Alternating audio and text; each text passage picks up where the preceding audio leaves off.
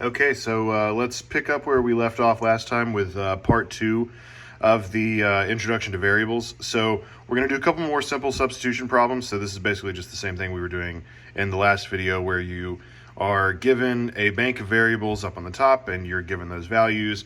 You substitute them into the variable expression below and then evaluate to get your answer.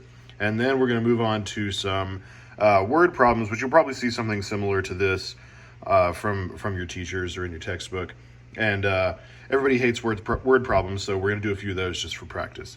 So let's start up here at the top. We'll start with number 1. So you have the variable expression for x. And so like I said a minute ago, we're just doing a simple substitution. So rewrite your expression. So you have 4, and then you have that multiplied by the variable x. So bring that down, and that is 5.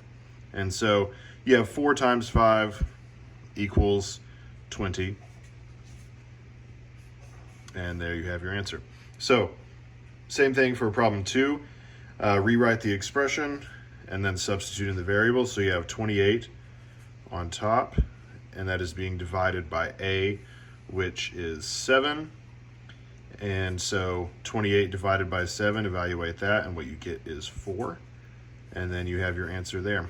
So a couple of word problems we'll do next. So write a variable expression from the phrase, or from the phrases below. So you have this first one for problem number 3. What is the difference of a number and 3? So basically what they're trying to do is just get you to write a variable expression like this from what you get in this phrase here. So in this, you're saying, what is the difference of a number and 3? So you're going to be subtracting 2 things together. The part where they say a number is they're basically asking you to supply your own variable there.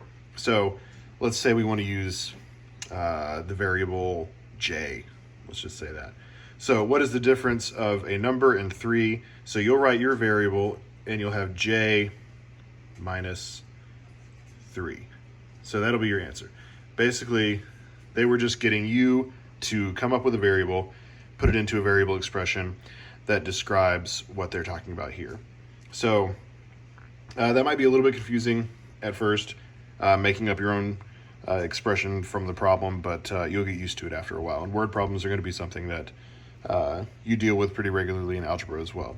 So let's move on to the next one, number 4. What is a number divided by 12? So same thing.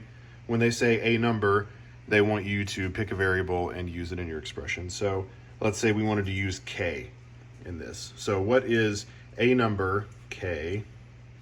And like I said in the last video, a variable is just a placeholder for a number that you don't know what the number is yet.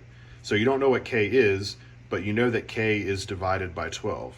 So k over 12 is your answer.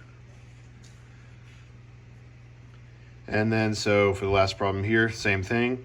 What is the product of 5 and a number? So once again, a number is going to be a variable that you choose, and it's going to be multiplied by 5. So when you write out that expression, you're going to have 5 times, I'll just use parentheses for the times here, 5 times, let's say we use L as our variable. There's L. So 5 times L, that is your answer there. So pretty simple. And like I said, word problems are something that's going to come up a lot, and we'll work through those as we get them, because a lot of people struggle with those, and it's something a lot of people need practice with. So that concludes the introduction to variables. Next, we're going to move into powers and exponents. We're going to start talking about integers soon, and going into using the number line, which is something you might not have seen before. So stay tuned for the next videos, and we're going to keep working through this math class together. Thank you for watching.